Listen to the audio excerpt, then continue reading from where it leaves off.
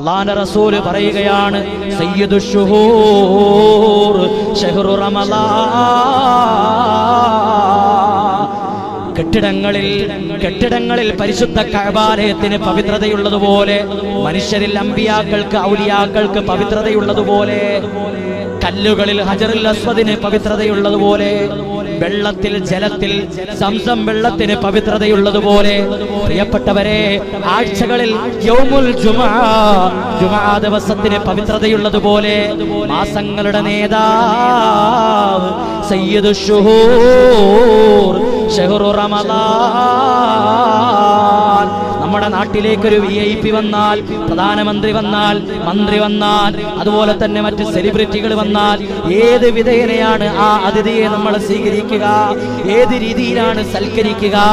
ആ അതിഥികളെക്കാൾ വലിയൊരു അതിഥിയാണ് നമ്മുടെ അടുക്കലേക്ക് വരുന്നത്. ഒരു അനിഷ്ടവും ഉണ്ടാകാൻ പാടില്ല, ഒരു വെറുപ്പും ഉണ്ടാകാൻ പാടില്ല.